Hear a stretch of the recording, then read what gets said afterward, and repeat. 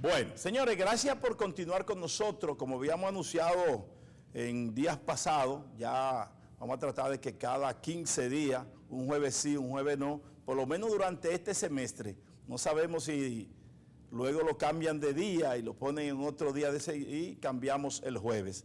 Pero mientras tanto vamos a tener con nosotros al internacionalista, abogado, diplomático, profesor universitario, catedrático universitario, escritor de numerosas obras del derecho internacional. Tenemos con nosotros a mi amigo, mi profesor, Luis Pérez Cabrera, que está con nosotros. Profesor, sea bienvenido a su programa. Salude a su público, que tiene mucha gente ya detrás de usted. Sí. Un saludo a la gente de San Juan de la Maguana, los queridos compoblanos sureños, y a mi gente de Vicente Noble, Barahona.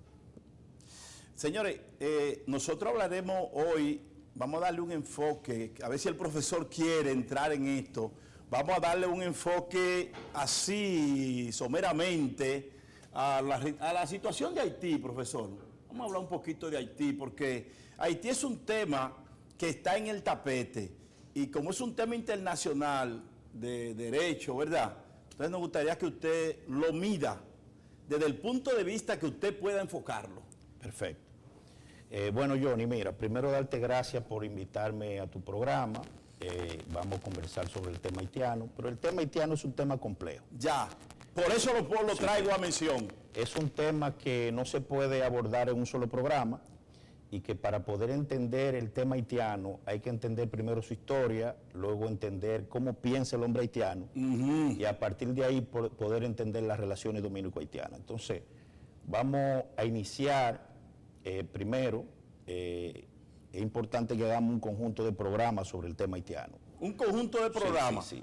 Varios programas, porque en un solo programa es imposible abordar toda la historia de Haití y las relaciones dominico-haitianas. Así que, bueno, primero hay que entender que para hablar de Haití hay que hablar de la isla, porque forma parte de la isla. Y para entender el hombre haitiano, el pensamiento del intelectual haitiano, hay que entender la historia de Haití, que es una historia común a la historia de la República Dominicana, hasta 1804, cuando surge la República de Haití, y a partir de 1844, cuando surge la República Dominicana. Entonces, lo primero es decir que un 12 de octubre de 1492 llega a América Cristóbal Colón. Por eso he conocido ese día como el Día de la Raza. Día de la Raza. Pero un 5 de diciembre... Que de paso, profesor, escúcheme que le interrumpa.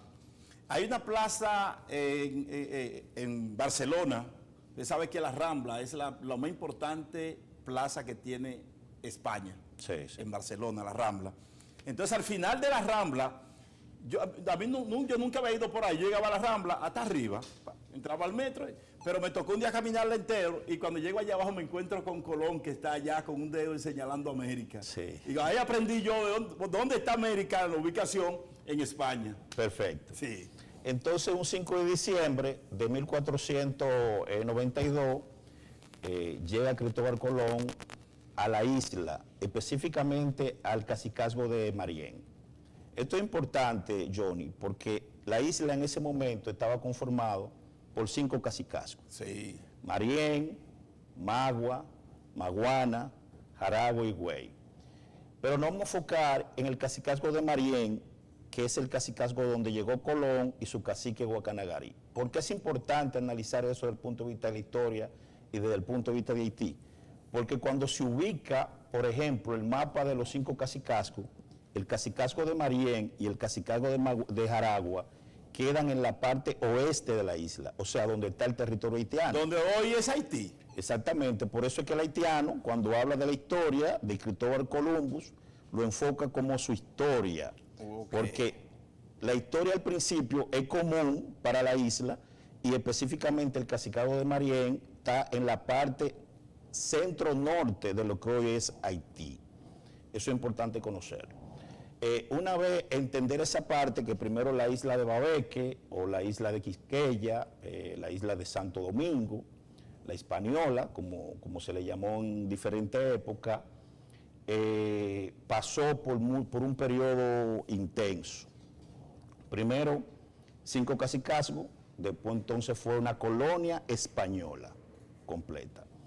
Luego de ser una colonia española, pasó a ser un territorio dividido entre Francia y España. ¿Cómo llegamos a ese territorio? Bueno, entendemos que España era un país que no estaba preparado, una potencia, para lo que encontró. O sea, el proceso de colonización se puede considerar en la historia, como se dice en el sur, una chepa.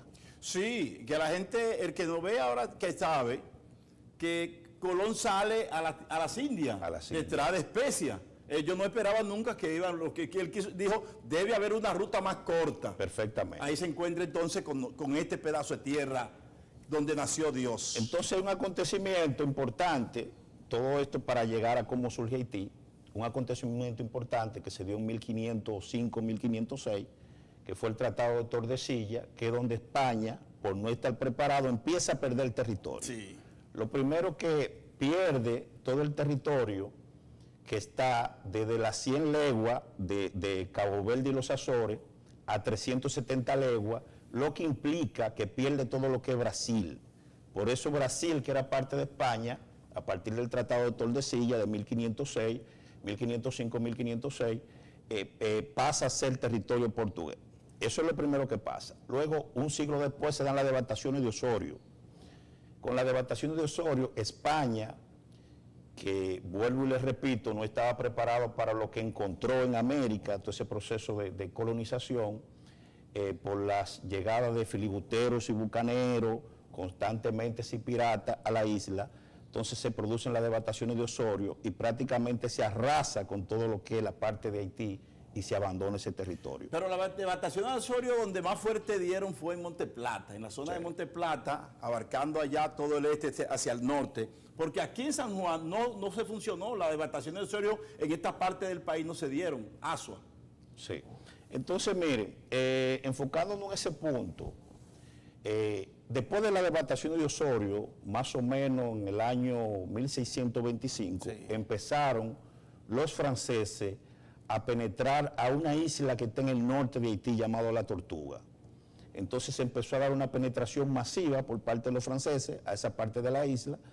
Ya luego, 2 décadas después, habían alrededor de 17,000 esclavos pertenecientes a la industria esclavista francesa para la época, y eso fue aumentando progresivamente. O sea, profesor, que quienes trajeron los morenitos a nosotros, quienes nos trajeron aquí, esta combinación, fueron los franceses. Los franceses. No franceses, los españoles. No, la industria de la esclavitud de manera masiva la llevaron a cabo en Quisqueya, en Santo Domingo, nuestra isla La Hispaniola, los franceses. Hay un punto importante, por ejemplo, en el análisis de conocer la historia de cómo surge Haití y también más adelante cómo surge la República Dominicana, hay 4 acuerdos importantes que hay que mencionar. Primero tenemos la Paz de Nimega, 1678-1680, tenemos el Tratado de Risuit, 1697, tenemos lo que es el Tratado de Aranjuez. Y el tratado, un convenio que hay San Miguel de la Atalaya, vamos a caminando en eso ahí. Sí, perfecto. Tenemos Aranjuez y tenemos Basilea. Ya, Basilea, sí. Pero el acuerdo se llama específicamente Convención de San Miguel de la Atalaya. Convención de San Miguel de la Atalaya. La Convención de San Miguel de la Atalaya fue una reunión que se llevó a cabo entre los franceses y los españoles en una localidad hoy haitiana llamada San Miguel de la Atalaya. Entonces, esa convención, lo que se acordó ahí fue la primera línea fronteriza, que vamos a hacer un programa sobre la frontera. Hay que hacer un programa específicamente sobre la frontera. Que habría que hacer un programa para hablar de la frontera, para que la gente entienda sobre el muro, el famoso muro que se está construyendo ahora. Sí, bueno, para entender cómo surge la frontera, hacer un recorrido histórico para luego llegar a la situación actual. Pero tenemos que ir, tenemos que hacer unas imágenes entonces por ahí. Vamos a preparar imágenes para que se vaya entendiendo todo lo que tiene que ver con la frontera. En ese programa vamos a hablar de las 391 pirámides, se le llaman también mojonaduras. Vamos a hablar de las 6 zonas y los 97 planos. Todo eso conforma la frontera. Entonces, la convención, para no perder el hilo histórico, la Convención de San Miguel de la Atalaya Johnny, es muy importante porque un año después, en 1777, se firma en España, en una localidad llamada Aranjuez, el Tratado de Aranjuez, que es realmente la primera línea fronteriza. A partir de ese momento se divide la isla en una colonia española y una colonia francesa. Entonces ya empieza la división de la isla. Ya para 1795, con el Tratado de Basilea, todo pasa a ser francés. Todo pasa a ser la isla completa francesa. Francesa. O sea, y eso que los franceses no eran tan descubridores como fueron los españoles y los portugueses. Me voy a la pausa, profesor, una primera pausa. Cuando vengamos de la pausa, seguimos hablando del nacimiento de Haití. Ya hablamos de que esto se convirtió totalmente en una isla francesa. ¿En qué año y todo? El profesor está dando cátedra a los estudiantes que están viendo el programa. Si yo fuera el profesor, le pusiera nota. Vamos a la pausa, ya volvemos. Ok, perfecto. Ya. Eusebio Puello, conversando con un intelectual, compadre, de calidad. Profesor, usted concluyó que ya la isla completa era francesa. En 1795. 1795. El Tratado de Basilea. Pero yo quiero ya que usted lo ponga un poquito más hacia adelante. En Haití solo se habla de un padre de la patria, Toussaint Louverture. No, ¿Qué es el padre de la patria realmente no es Toussaint Louverture. Pero dame de eso que yo hablo. Es Jean Dessalines. Jean Dessalines. Sí, sí, Dessalines. Le voy a explicar cómo va el asunto. Miren, ¿cómo surge Haití? Ya, sí.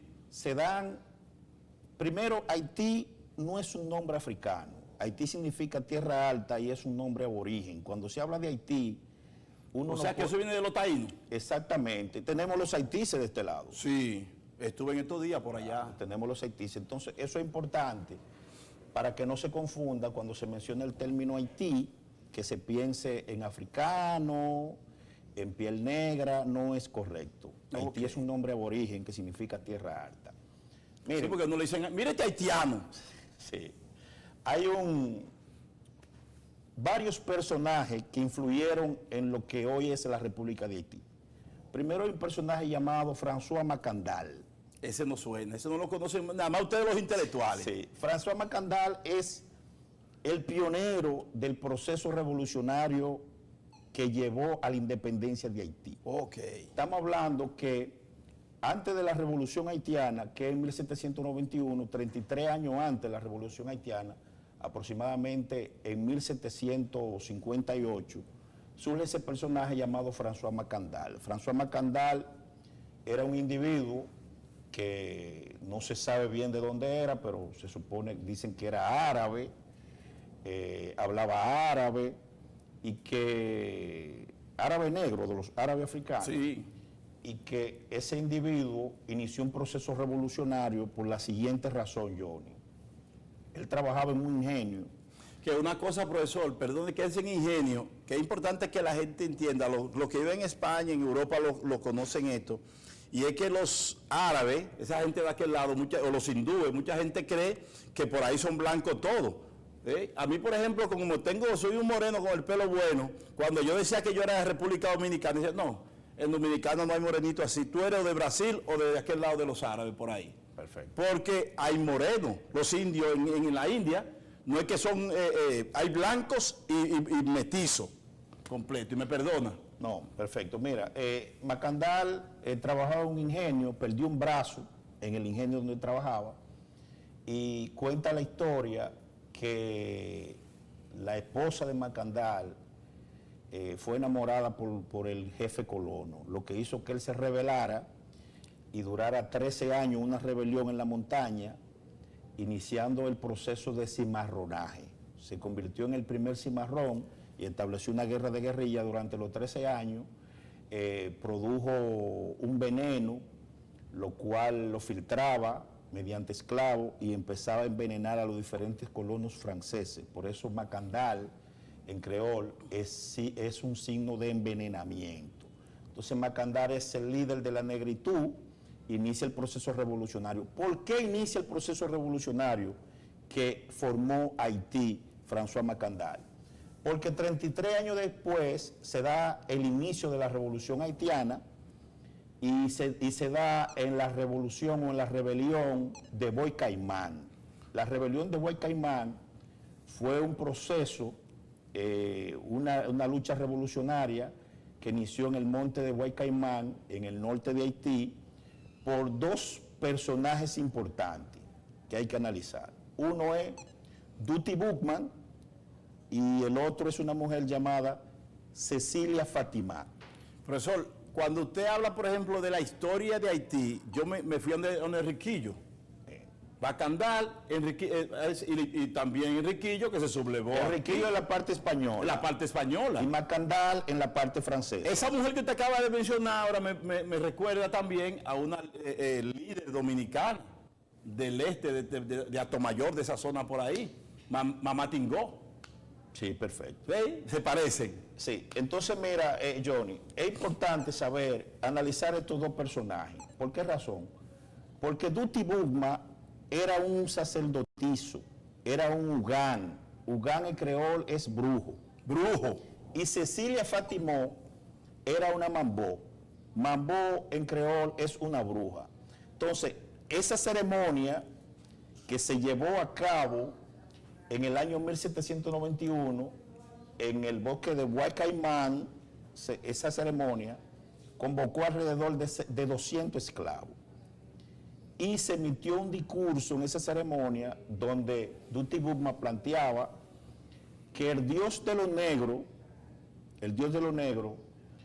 no quería que los blancos lo sigan maltratando. Ajá. Y que por tal razón llamaba a la lucha en contra del colono blanco. Cuando tú analizas ese discurso tiene matices racistas. Claro porque que sí. habla de un dios de los negros y habla de un dios de los blancos. Eso desencadenó una lucha porque se hizo esa noche un ritual donde se degolló un jabalí, se tomó la sangre. O sea, ofrendaron un jabalí. Exactamente, se tomó la sangre del jabalí, iniciaron un proceso revolucionario que culminó con la independencia de Haití. En ese proceso revolucionario murieron alrededor de entre 800 y 900 franceses y se quemaron 200 plantaciones.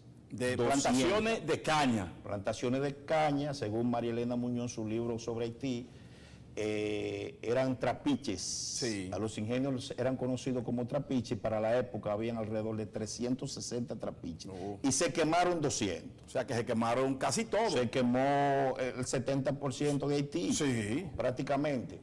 Entonces surgieron personajes como Villon, como Babilón, y surgió un individuo muy importante llamado Toussaint Louverture. Es el que ellos tienen como padre de la patria. Profesor, yo quiero, en esta partecita, ahí, eso en un minuto, usted me diga, ¿y por qué los haitianos viven pensando, y ellos dicen que República Dominicana es de ellos? Desde Azua para allá, que todo eso es de ellos. Eso es un error histórico. Primero, es importante entender que en el proceso evolutivo que llevó la isla, sí. La isla fue en un momento 5 cacicazgos, luego de los 5 cacicazgos pasó a ser española, luego pasó a ser española y francesa con las dos colonias, luego pasó a ser completamente francesa.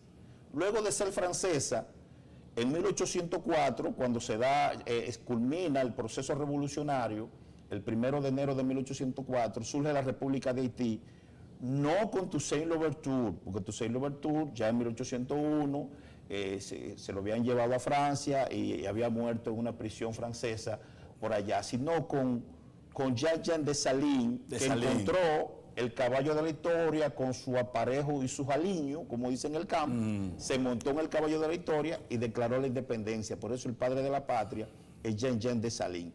¿Qué pasa? Que recordamos todos que de 1822 a 1844, entonces, la isla completa se llamaba República de Haití. La isla completa. Completa, porque estaban bajo el dominio de los haitianos. Bajo el dominio de los haitianos. Resulta que en ese periodo histórico, la Constitución haitiana hablaba que la isla era una e indivisible. ¿Hablaba o habla? Todavía lo tienen eso. No habla. Se lo quitaron esa parte a la isla. Lo que pasa es que en el año 1867, cuando ya Haití reconoce la República Dominicana, que surgió en 1844, pero el reconocimiento de Haití a la República Dominicana fue en 1867. El artículo 1 de la Constitución haitiana de 1867 habla que Haití la República de Haití es una e indivisible, ya no la isla. No la isla, es Haití. Exactamente. Okay. Y reconocen perfectamente. Ahora, ¿por qué razón, enfocándonos en tu pregunta, por qué razón hay una confusión y algunos haitianos dicen que de Azua para atrás pertenece a Haití? Eso es importante entenderlo. ¿Por qué razón? Sí. La razón es la siguiente. El derecho internacional para la época planteaba que hasta donde avanzara el ejército en un periodo de conquista, de ahí le pertenecía el territorio. Pero lo planteaba hasta 1809, porque en 1810 se dio un principio de derecho internacional llamado el uti possidetis iuri, que quiere decir, como usted poseía antes del conflicto, va a poseer después del conflicto, en 1810. Profesor, ¿cómo fue que, como usted poseía? Así poseerá, uti possidetis iuri. Vamos a la parte de los Pursi 7, Turi. Ya volvemos con la final del programa.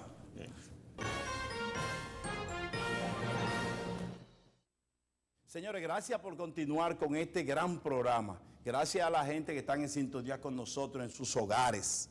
Este es un programa de un catedrático dando clases, cosas que los que hemos pasado por la universidad, si no hemos leído los libros, no las sabemos. Profesor, yo quiero que usted haga un cierre por el día de hoy de esa parte de Haití, porque en el siguiente programa, entonces ya vamos a hablar de Haití, la frontera y San Juan. O sea, la República Dominicana. Porque No, para mí República Dominicana sí. Es San Juan. Bien, bien, perfecto. Y la capital, Vicente Noble. ¡Ay! Bien, bien. Mira, bueno, Johnny, concluyendo, es importante decir que después que surge Haití en 1804, ya en 1806 se da el primer derrocamiento. 1806. Sí, 2 años después, los dos grandes amigos de Jean Dessalines, por un lado Henry Christopher, y por el otro lado Pétion, conspiraron para eliminarlo físicamente. No se pusieron de acuerdo y dividieron Haití. A partir de ahí, Haití ha entrado en un conjunto de problemas, de derrocamientos y muertes de presidentes, y la democracia en Haití llegó ya para el año 1987. O sea, ayer. Ayer, 1987, cuando surge la Constitución de 1987, que dicha Constitución, desde mi punto de vista personal, es una Constitución sui generis un poco extraña, y te explico brevemente. Haití es una república, y sin embargo, tiene desde el punto de vista constitucional un primer ministro, que los primer ministros son por lo general de monarquía. De la monarquía en Francia y esos países.